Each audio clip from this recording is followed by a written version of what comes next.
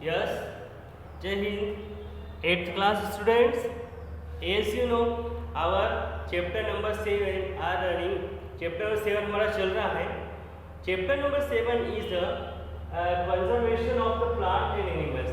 Conservation means उनकी सुरक्षा करना या संरक्षण करना. तो प्लांट और एनिमल का संरक्षण किस प्रकार किया जाता है वो हम इसमें स्टडी कर रहे हैं.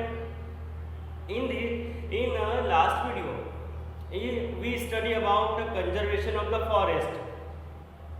मैंने लास्ट वीडियो में हमने कंजर्वेशन ऑफ द फॉरेस्ट के बारे में स्टडी किया था.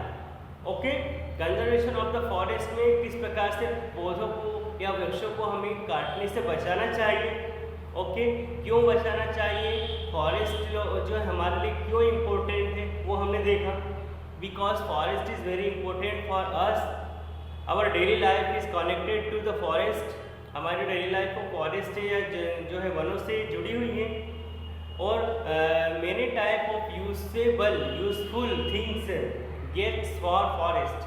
बहुत सारे यूजफुल और उपयोग की जो चीज़ें होती हैं, काम की चीज़ें हमें फॉरेस्ट से प्राप्त होती हैं. ठीक है, एंड फॉरेस्ट के जो ट्रीज होते हैं वो हमें ऑक्सीजन देते हैं जिससे कि हम जो है रेस्पिरेशन करते हैं. ठीक है, प्लांट्स में फूड मटेरियल्स देते हैं. ओके, तो ये सभी क्या है, कंजर्वेशन ऑफ द फॉरेस्ट के अकॉर्डिंग हमने पढ़ा था. ठीक है, जो मैंने आपको रिमाइंड किया है. ठीक, अब हम today we study about some other topics. कुछ टॉपिक्स और हैं जो कि इस चैप्टर के मेन टॉपिक्स हैं जो कि हम शॉर्ट में समझेंगे. ये फर्स्ट है बायोस्फीयर रिजर्व. बायोस्फीयर रिजर्व क्या है, अ लार्ज एरिया, एक बड़ा एरिया, ऐसा बड़ा एरिया जहाँ पर जो है एनिमल और प्लांट की स्पीसीज की क्या की जाती है, कंजर्वेशन या सुरक्षा की जाती है. तो जो एनिमल और प्लांट्स होते हैं उनको उनके नेचुरल हैबिट पर ही, नेचुरल प्लेस जहाँ पर वो रहते हैं वहीं पर क्या किया जाता है, उसको प्रोटेक्ट किया जाता है या उनकी सुरक्षा की जाती है. तो इस प्रकार के प्लेस को हम बायोस्फीयर रिजर्व कहेंगे. बायोस्फीयर रिजर्व एक बहुत बड़ा एरिया होता है जहाँ पर एनिमल और प्लांट्स की जो सेफ्टी की जाती है, सुरक्षा की जाती है और उनका जो है रियरिंग का, उनकी पालन पोषण का ध्यान रखा जाता है और न्यू जनरेशन नई जो है जातियाँ उनसे प्राप्त की जाती है. ये बायोस्फीयर रिजर्व है. ओके, बायोस्फीयर रिजर्व जो होता है नेशनल पार्क से काफ़ी बड़ा होता है. नेक्स्ट है flora and fauna. Flora and fauna, तो flora and fauna particular area की जो प्लांट और एनिमल जो स्पीसीज होती है उसे फ्लोरा और फोना कहेंगे. तो जनरली प्लांट की स्पीसीज होती है फ्लोरा और एनिमल स्पीसीज को फोना कहेंगे. ठीक, तो पर्टिकुलर एरिया में रहने वाली प्लांट स्पीसीज और एनिमल स्पीसीज को फ्लोरा फोना के टर्म के थ्रू क्या किया जाना जाता है. नेक्स्ट है endemic species. Endemic species, endemic species वो स्पीसीज है जो जिसकी नेचुरल प्लेस पर होती है. नेचुरल प्लेस पर रहने वाली स्पीसीज है endangered endemic species. Endemic species जो होती है उनके नेचुरल प्लेस पर रहती है और अपने नेचुरल प्लेस में वह काफ़ी स्पेशल टाइप की होती है. उनके जो कैरेक्टर्स होते हैं काफ़ी स्पेशल रहेंगे, उसे एंडेमिक स्पीसीज कहेंगे. एंडेमिक स्पीसीज के अकॉर्डिंग जैसे जनरली जो है एंडेमिक स्पीसीज में जैसे एक है जाइंट स्क्वायरल. जो जाइंट स्क्वायरल है मतलब कि जो गिलहरी है काफ़ी लंबी पूंछ वाली, वो भी क्या है एक एंडेमिक स्पीसीज के अकॉर्डिंग ही होती है जिसकी जो है. फिर वाइल्ड मैंगो, जंगल का जो आम होता है काफ़ी स्पेशल होता है, वो भी क्या है एंडेमिक स्पीसीज के अकॉर्डिंग ही आता है. ठीक है, जाइंट स्क्वायरल एंडेमिक स्पीसीज के अकॉर्डिंग आएगी. जो कि स्पेशल कैरेक्टर वाली होती है, उसकी पूंछ काफ़ी लंबी होती है और ये वृक्षों पर पाई जाती है, ऊंचाई पर जा सकती है. ठीक, ये एंडेमिक स्पीसीज हो गया. फिर national park. National park it is place, this place their side animal plant protects, जहाँ पर एनिमल प्लांट्स स्पीसीज को प्रोटेक्ट किया जाता है.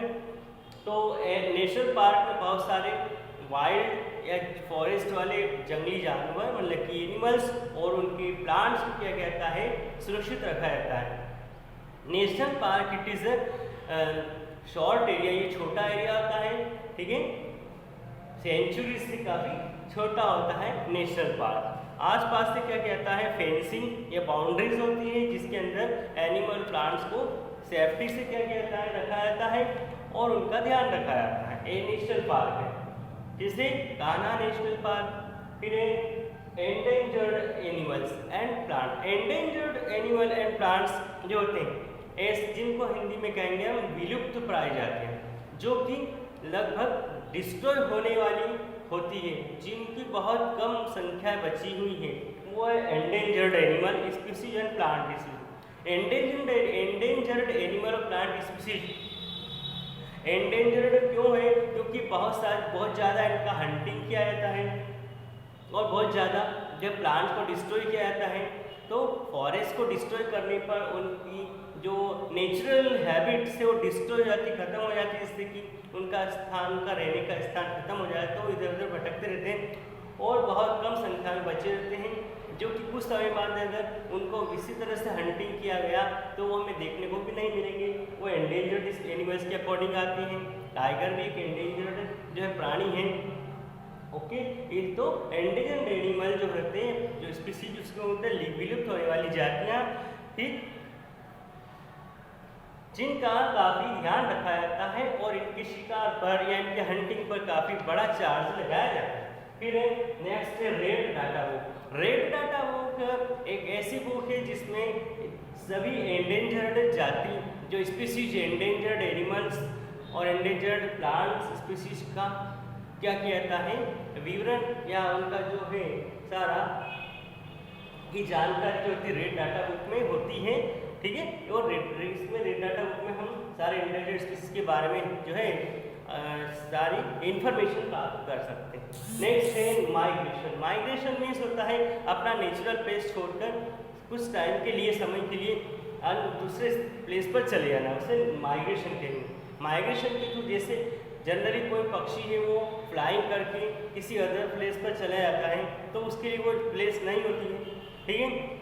यदि उसका नेचुरल हैबिट, उसके जो जनरली नेचुरल जो उसका स्थान है जहाँ पर रहता है वहाँ पर कुछ विपत्ति आ जाती है या विपदा आ जाती है या फॉरेस्ट डिस्ट्रॉय हो जाते हैं तो वो उड़ करके या जो फॉरेस्ट वाले एनिमल्स हैं वो किसी अदर प्लेस पर चले जाते हैं, वहाँ रहने लग जाते हैं, वो क्या करते हैं माइग्रेट कर जाते हैं या उसे कहेंगे माइग्रेशन होना।